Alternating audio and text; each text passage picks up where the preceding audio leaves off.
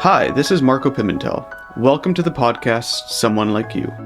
In this first season, you'll discover founders, creators, entrepreneurs, and business owners who are passionate about creating business models with lasting, sustainable climate solutions. In Canada, farms are by and large owned and operated by families. And I believe that a family growing food as their business will treat it extremely differently than a multinational corporation that owns farmland and grows food for use in their own supply chain. Farming is an incredibly important aspect of our economy. Our lives literally depend on it. But farming and agriculture have an immense impact on climate change. Along with the issue of food waste, agriculture accounts for 19 to 29% of all global greenhouse gas emissions. Layer in the fact that we currently have a massive food security challenge, and the problem is really only going to get worse. We estimate that we need to produce 70% more food by 2050 to meet demand. And how do farmers feel about this? There are a large number of farmers that want change. They are stewards of the land, and they want to build businesses that are sustainable into the future. And consumers are wanting to know where their food is grown. And that brings me to this week's episode. We welcome Janna Bishop, co-founder and CEO at Flourist. Flourist is a premium Canadian dry goods company with a mission to protect Canadian farmlands and create food security for future generations. Flourist works directly with Canadian farmers to purchase the highest quality dry goods and delivers fully traceable grains, legumes, and freshly milled flour, free of all of the chemicals and bleaching. Originally from Calgary, Alberta, Janna spent her childhood summers at her family farm connected to the farming roots that run deep in her family. A passion for the arts, design, and fashion led Janna to Vancouver, where she spent 5 years at Mountain Equipment, a co-op, as an apparel designer. And what started as a bit of a side hustle concept to reconnect people with their sources of their dry goods by selling chickpeas, lentils, and wheat from her family farm in Saskatchewan to Vancouver restaurants and retail outlets became a full-blown business in 2014 when Janna connected with Shira McDermott to launch Flourist. Now in its 7th year with its flagship bakery located in East Vancouver, Flourist has earned a reputation for transparency, community building, and quality ingredients. Here is our conversation. Janna, welcome to the show. Thanks so much for having me. Yeah, I'm a big fan. I love to buy your products every time I'm in Vancouver. I definitely was one of those people during the pandemic that also got some sourdough starters and shared it with friends. And I'm still doing lots of baking, but I did lose my starter, unfortunately. But I had lots of fun. So I'm excited for this conversation. You co-founded Flourist, which was previously known as Grain, in 2014 with your friend Shira McDermott. Before that, you were an apparel designer at MEC for about 5 years, and I believe Shira was in the food industry. So what made you decide to focus your energy on Canadian grains, flour, beans? Like, how did you come up with this idea and get into this? Yeah, it's a great question because it was a very big change for me in my experience in my career so far. But essentially, my mom married a farmer, and we have deep roots in Saskatchewan. And I started to see how the business of agriculture works here in Canada and in the prairies. And at that time, I was also living on my own in Vancouver and buying my own groceries. And I really just started to notice that the products my family grew back in Saskatchewan, my stepdad grew, so things like chickpeas and lentils and wheat, they were popular. They were popular in the grocery stores here, but there was no information about where those products were grown. The pricing didn't make any sense to me. I didn't know when they were harvested. And knowing that Canada grew such high quality products like this, I started to just feel like there was an opportunity to provide a more premium product to the market, and also tell the stories of the farmers, because they were getting completely lost in that equation. They were not they were not a part of that food experience at all. And I felt like that wasn't doing a service to anybody that takes part in our food supply chain. So it wasn't serving the farmers, it wasn't serving the people eating that food. And all of this incredible quality and kind of provenance to this food was being lost in a very commodified system. And so, and as a designer, I was used to bringing products to market. I was used to developing concepts and ideas, not necessarily on a food side, but definitely in a product side. And I had a friend that was kind of in transition who had spent her career in food, and Shira was a vegetarian. She loved the products that my stepdad was growing because I was bringing them back from the farm. I knew that they were better than anything we could get out here. And so she loved the products. And I just told her that I thought there was an opportunity and I thought that she would be the right person to help me do it. And she agreed wholeheartedly. So, yeah, we started developing it. It wasn't, I didn't leave MEC for a couple of years after that. But yeah, we started putting the pieces together and it started to make sense. Yeah. And what is Flourist today? Yeah, we've changed a lot since then. So we started just selling grains and legumes to restaurants, and then we expanded into a grocery store line. But we really found from talking to our customers that they wanted more. They wanted more food. They wanted more prepared foods. They loved the idea of traceable chickpeas, but they weren't ready to start cooking them from scratch themselves. And so we decided that in order to grow the brand and make more of an impact, that we wanted to open a bakery. And so we started putting plans together in about 2017, and we opened our bricks and mortar location in the summer of 2019. And we have a flour mill in there. We have a full sourdough bread program. We do pastry. We do prepared food. And then during the pandemic, we had to close the sort of restaurant portion of the bakery. And like everyone, we pivoted online. We started doing home deliveries. We expanded our sourcing philosophy into other categories like produce and kind of grocery staples. And we continued delivering to homes all throughout the pandemic. We reopened the bakery in October of 2021, and we've continued delivering to local communities all over the city ever since. So yeah, we right now we operate the retail bakery. We operate an online grocery delivery service. We ship freshly milled flour and dry goods all over North America, and we still deliver or we still service restaurants as well. Yeah.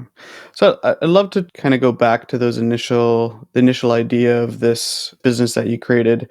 Because when you think about flour and chickpeas, you think about canned chickpeas, you see at the grocery store. And I think there's a stat out there that I think about 80% of our food is exported in Canada and 70% is imported. I can't remember if it's vice versa, but we ship most of the food that we produce and we bring in most of the food that we want to eat. So we have this incredible product grown in Canada. Was this industry served, or is it the fact that you're doing this on the scale that you're doing this, being it's all freshly milled in? Like, how would you compare what you were doing back then to the status quo? Like, why was it different, and why were you building this brand on that concept? Yeah, what we're doing is quite different. In fact, if we go back a few years, Canada used to have a wheat board that actually bought all of the wheat grown in Canada and essentially commodified it as much as it possibly could be commodified. And you couldn't privately sell wheat outside of the wheat board. So a few years ago, we wouldn't have been able to have this business. But the way the system works now is most farmers sell their entire crop to one buyer or to one of two buyers, basically, in an extremely commodified system. The product is sold off based on its color and its grade, not necessarily how it was grown, how much chemical was applied, what the actual nutrient density is. It has nothing to do with that, just very superficial characteristics. And it's exported or used used nationally, based on whatever the highest price it can fetch is. So it's very much a commodity system. So those big players that are moving grains around the world, they can hold on to supply. They can keep it until they can get a higher price. They'll sell it to absolutely anybody, any country that needs it or wants it, and it's completely untraceable as by design. They want it to be a commodity, and ultimately that works for some people, but it doesn't serve the farmers necessarily. I mean, it works for them because they can move their entire harvest, but they don't get any extra money for growing it more responsibly. They don't get a higher price for even the quality of it. I mean, as long as it's the right color, they'll get the price. But it doesn't benefit them to grow it in a more responsible way.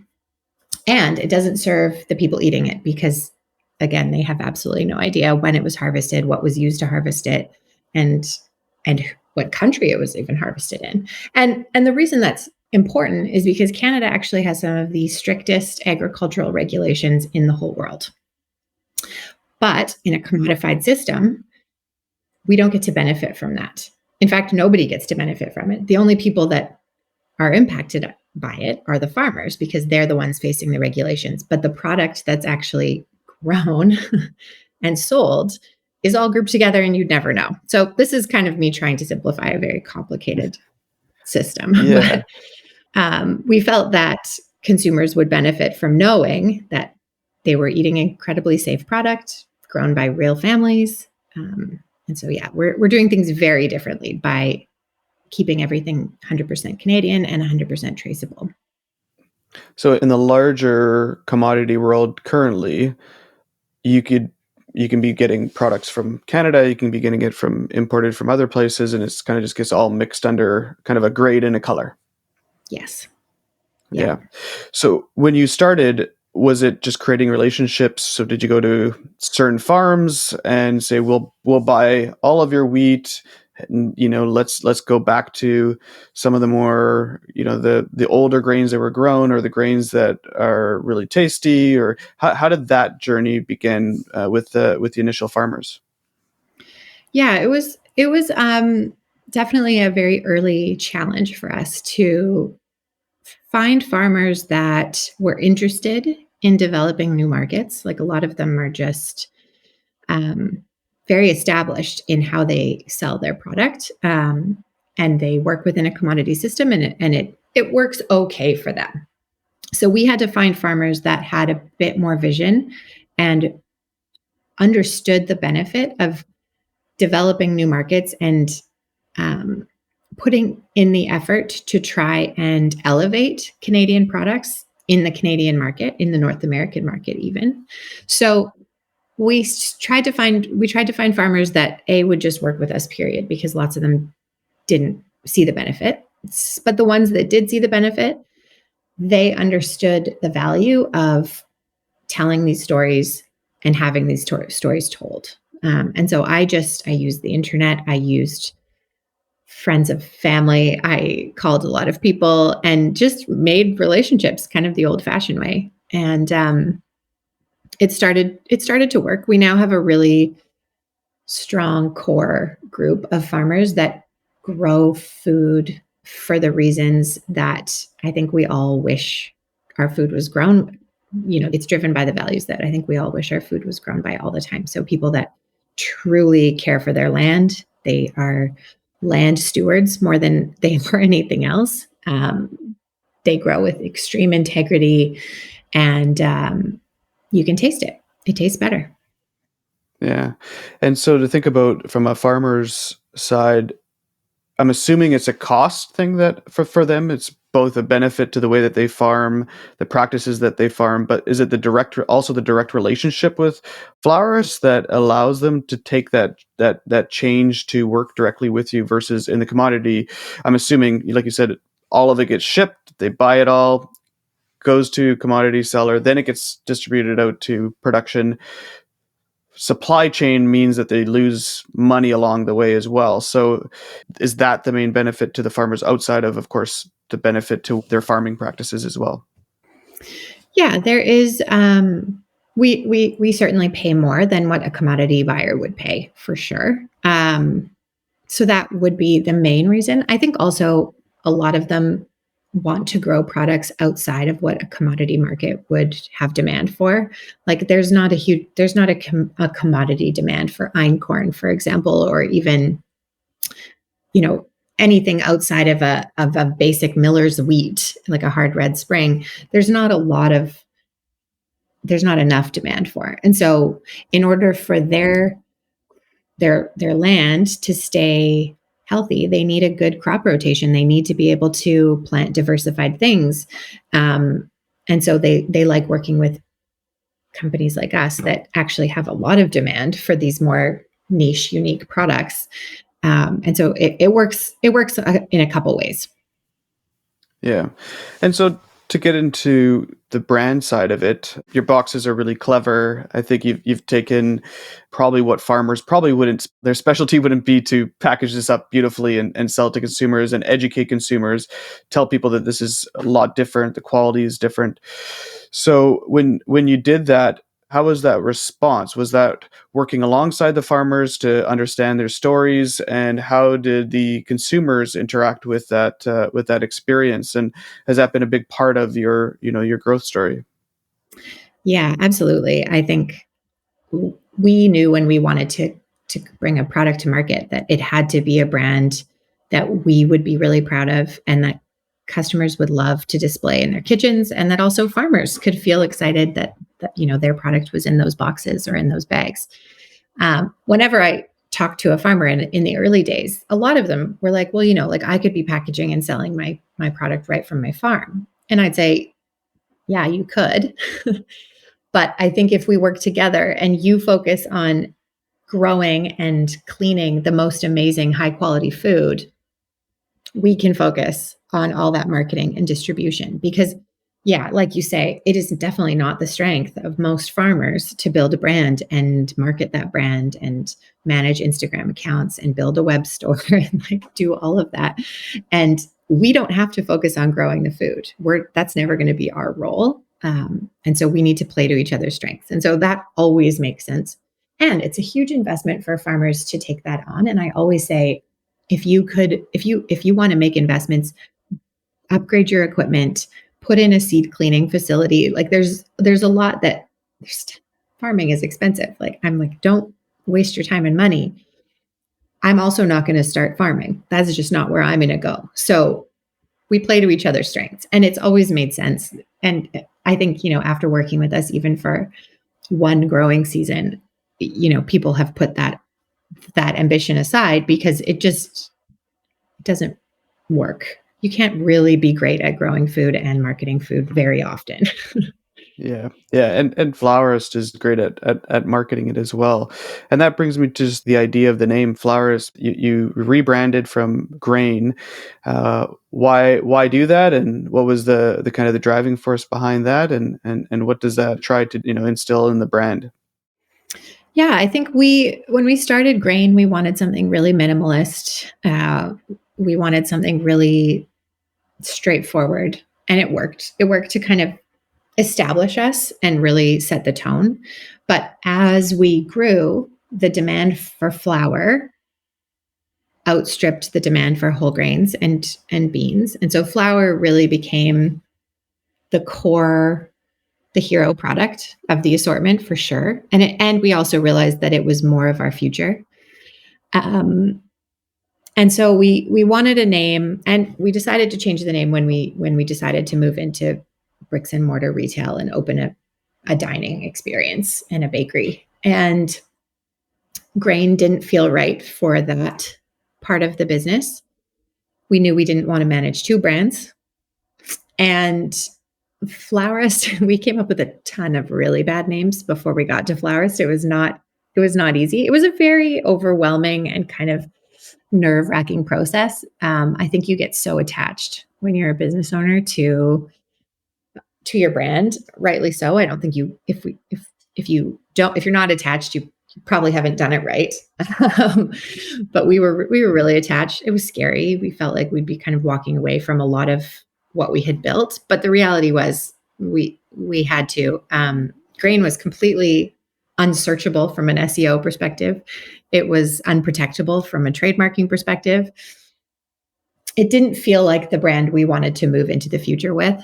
And so, yeah, we spent a lot of time just playing with different words. And Flourist felt like a really appropriate name because we freshly mill our flour, and florists are freshly cut flowers.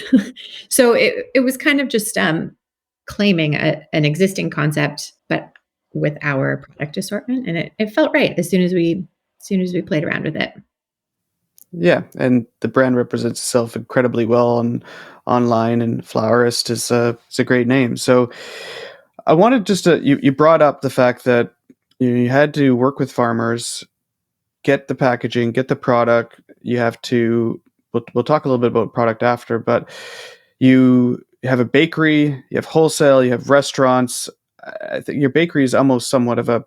I wouldn't call it a. Would you call it a restaurant almost as well, in some capacity in some of the food things that you're doing? That must have been incredibly difficult to put all those pieces together. Were there some really big roadblocks along the way to do this? You're changing a little bit of the food system. You said that even you kind of broke outside of the commodity markets as well. So how did has there any big challenges along the way with that? Yes, definitely. um, our number one challenge that has been with us since the beginning, and it still hasn't really changed, is that our municipality, the city of Vancouver, is very apprehensive about flour milling, and especially stone milling of any kind. It's not something that is common in this city and or in this province or country even at all. And they don't know how to handle it. And even after we now have 3 flour mills, and we've operated flour mills in 3 locations now. Each one, the permitting process has been incredibly difficult and time consuming. Um, I want to say almost that those struggles are behind us now. I mean, the first flour mill, it took us almost 2 years to convince the city to let us use it. It almost made this business not a business, almost ended us right there. And the second time when we built the bakery and we put a flour mill in it, it lengthened the process by a lot, and it added a lot of expense. We were more prepared for it at that point. So that's kind of a structural challenge that I just don't think that people are ready for. I think people want, I think governments and cities, they want change. They want a better, more environmentally friendly, or a smaller, more local food supply chain, but they aren't necessarily prepared to put the policy in place to help facilitate that. Every week on Someone Like You, we dive into stimulating conversations with founders, entrepreneurs, business owners, and the likes who are consciously and successfully creating sustainable business solutions for the long haul. Tune in every week for a new inspiring conversation on leading climate solutions. And if you're enjoying the podcast, don't forget, please subscribe on the platform of your choice and give us a rating and a review. Did you ever think of doing the milling elsewhere? Or is there any options to do that? There weren't any straightforward options. And we felt really, especially in the bakery, we wanted to hit people over the head with the fact that this product was milled right here. We bring in the wheat. It's completely unprocessed, and they can see almost every step of what happens to their bread, right? Like there's no mystery. It's behind glass. It's very dramatic. And we really felt like that was going to be an important part to not just making the bakery a success, but amplifying everything that the brand does. We really wanted the bakery to elevate freshly milled flour beyond just the community, beyond the walls of the bakery, and beyond the community of East Vancouver, but we wanted people in Toronto to get really excited that they could also bake with freshly milled flour, just like our bakers do in our kitchen and just like our local community does. And having a mill front and center was paramount to that. So we knew it was important to the final goals, and so we never really explored milling elsewhere. Yeah.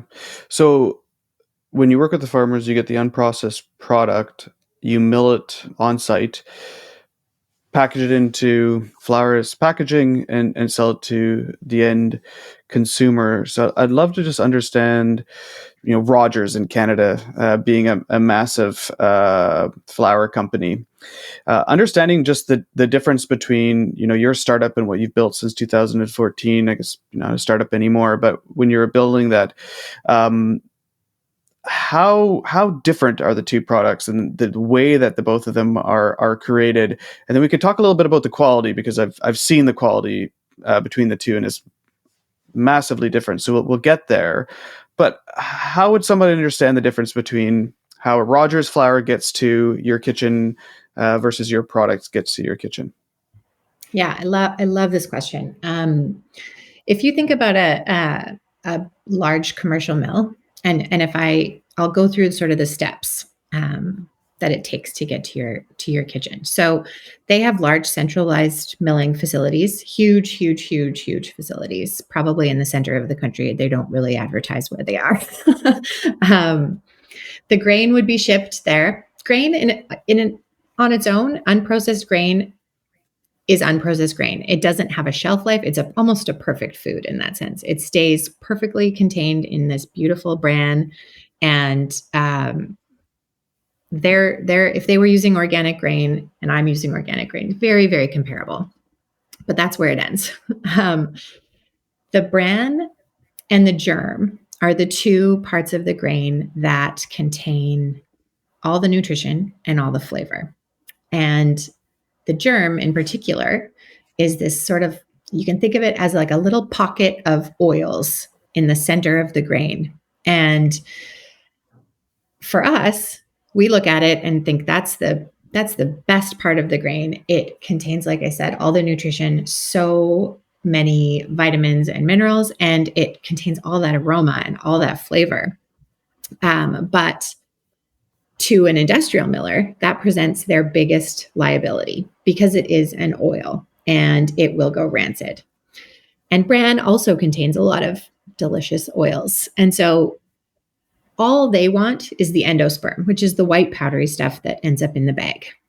And in order to maintain that white powdery stuff, they have to heavily process it to get rid of all traces of that germ and bran. So it's very opaque what they actually do, but it's likely they remove the bran before they mill it completely. So they just completely separate it. And then they mill the flour at high temperatures to degrade as much of the germ as possible. They expose it to radiation. They add chemicals and whiteners and preservatives, some vitamins back in because there's none left. And if you think about it, once that flour leaves their milling facility, and it probably is packed in the same facility, but I can't be certain, but then it would be shipped to big grocery distributors all across the country. From the distributors, it would likely get stored there for a while. It would get distributed to the individual grocery stores. From there, it would sit in the back rooms of grocery stores. It would then go onto the shelf of a grocery store with no best before date, right? This is just, it's designed to sit.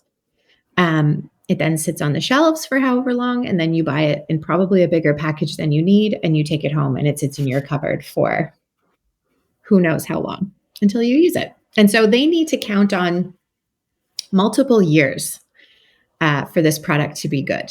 And ours is very different. So we put the whole grain in the top of our mill. It's called a hopper. We crush the bran, the germ, and the endosperm all together. And if we're milling a whole grain product, it comes right out of the mill just like that. We crush it as finely as we can. But ultimately, all those oils get completely incorporated and crushed right into the flour. If we're sifting it, we pass it through a screen. It's very simple. This is technology from hundreds of years ago. It hasn't changed.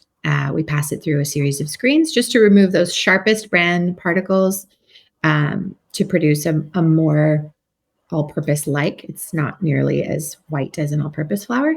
And we take out those largest pieces of bran, and then that's our sifted product.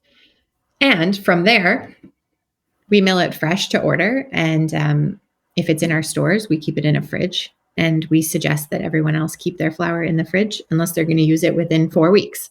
So it's a perishable product. It's completely redefining what flour is and how to use it and how to keep it and care for it. And yeah, the result is a much higher quality product. You can taste it, but you probably feel it too when you eat it. Yeah, yeah. Very, very different process. And thanks for kind of walking us through that taste. I'm fortunate to use your flour, and just the coloring, the taste, everything is quite different.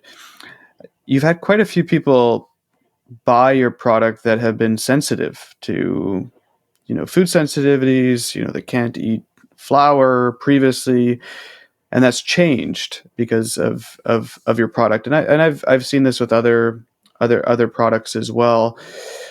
Why is that? Is it because of that process, and is this a pretty common thing that you see with your products?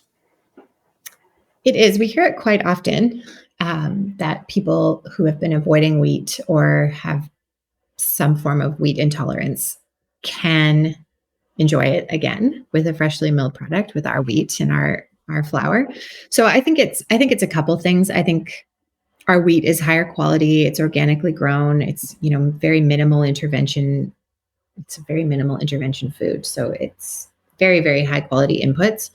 And then from there, it's as close to a whole. If you're eating a whole grain product, it's a real food. Your body knows what that is. It's not that dissimilar from eating any other kind of dried plant. Essentially, those oils in the germ, I think, make all the difference to being able to digest it or not. And it's a really small thing, but I think it makes a huge difference to people's digestive systems. And so, yeah, there's not a lot of science. There's absolutely no research being done on this. But anecdotally, I think it's treating it like a whole food. I think it's starting with better ingredients and really respecting the process. And the result is people who can't eat that heavily refined and processed product are able to bake again and really enjoy eating it. Yeah. Well, like I said, the product's fantastic. So I wanted to switch gears and just kind of talk a little bit about food security. I think one of the things that Flourist is doing is, like, you're showcasing the farmers, which makes this massive connection to where their food is grown. You're milling it in site. I think I've been to your location. It is dramatic. You see it being done. You know that it's as fresh. How does how do you address food security? It's a big question and a big topic, but how does Flourist play a role in this?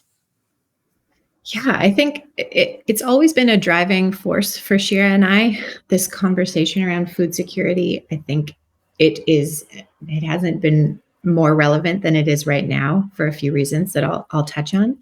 But ultimately, in Canada, farms are by and large owned and operated by families. And this is really important for a few reasons. I believe, and I think it makes sense, that a family growing food as their business will treat it extremely differently than a multinational corporation that owns farmland and grows food for use in their own supply chain, which is a big thing that's happening in other parts of the world. And so the fact that Canada's farmland is mostly farmed by small families is a huge part of what I consider to be a food security concern as we move forward. I want Canadian farming to remain in the hands of small families, small businesses, really. Um, Even if we talk about a non-organic product, a family growing conventionally is only going to use the amount of fertilizer and pesticide that they need, just the bare minimum that they absolutely need to grow their product and achieve the yields that they need. They pay for everything that they spray on it, and they also physically spray those chemicals on it. They have to be around it, they have to breathe it, their kids have to breathe it. So they are going to approach those decisions very differently than someone at the top of a huge company that says, no, we need to apply X amount of fertilizer or pesticides or insecticides to achieve X yield.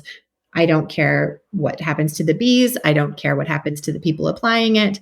These are our margin goals, and this is what we have to do. And so I think it just makes sense that that would be beneficial for everybody if it was small businesses that were growing our food. And so that's one major thing. The other thing that I think about is the fact that most of these farms in Canada are operated by aging families. Like I said, they're getting older, and the amount of people of the younger generation taking over those farms is dwindling, and it scares me. Like, what's going to happen when all those people really decide that they have to retire? Um, the patchwork of farms is going to get bigger and bigger and bigger until it's less of a patchwork. And so it's very important to me that we create a brand that younger farmers could get excited about. And we saw this sort of play out. One of our farmers, Will, he grows our wheat. We're very committed to him. He approached us very early on in our business, but also in his farming career. He decided to make the change from living in the city. He decided to start the succession process of his family's organic farm. And we were very new at that point, and so I don't think we were a huge part of his decision-making process, but he came to us right away and said, I want to start growing different things, and I need to make sure there's a market for it. And we said, we're in. This is why we exist. We want to find a market for your amazing products. We want to help create a career for you that's exciting, that other people would see and want to take part in. I think it's obvious that, I think the data shows us that, like, millennials, for example, they want more out of their careers than just a paycheck. And that's the same for millennial farmers. And I think it's going to be the same for Gen Z farmers. We really want to create a market that's exciting for this type of person and not just a massive commodity move. I don't think that's enough for millennials. I don't think it's enough for Gen Zs, and it's not enough for me as a millennial. So, I mean, I can see why. So, convincing young people to get into farming and stay in farming is really important, and it's hard to see how our actions can really facilitate that and make that happen because it's little things. But if Will can get into farming and love it, and we can be a part of that, that's perfect. That is helping food security. That's helping keep farms small. It's helping keep families in farming. Yeah, and I was going to ask you around climate and how Flourist, your contribution to climate, and it seems like that the connection to food security, and that same farmer Will is likely who wants to grow certain type of crops. Do you see also in the methods that he wants to grow too, thinking about, how is this grown responsibly from a climate perspective? So I'd love to get your thoughts on, farming and climate and how all this plays together. Yeah, climate is always in our minds. We're always thinking about it. You can't not, I don't think, be a business and not think about it. It was never a driving force for us, but I think it is woven into our operations. And I think our sort of why contributes to a positive climate movement, sort of just by being what it is. But ultimately, all of our flour is from organically grown wheat. It's minimal intervention. We work with farmers that are there, like I said, to care for their soil and make sure that it is healthy enough to sustain food growing for generations. We're not talking a decade here. We're talking these farms have been around for generations, and they've been growing amazing food for generations.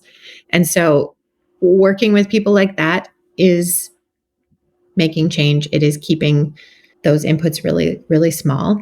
I think there's so much more to it, though. I mean, like I said, wheat is a perfect food. It doesn't go bad. It doesn't need to be wasted. It's not perishable in any way. And so and I mean, legumes, chickpeas, lentils, all of these things are extremely low impact food. And more people need to be celebrating that.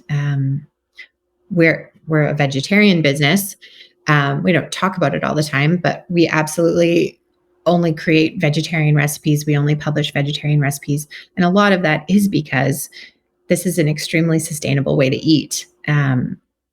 We know that people are going to have their diets, but I mean, even if people can get really excited about soaking and boiling chickpeas instead of opening a can, or instead of, choosing meat that day, that makes a difference. And so our goal has always been to inspire and enable people to eat these products all the time. And we wish everyone was eating more legumes, more whole grains. Yeah.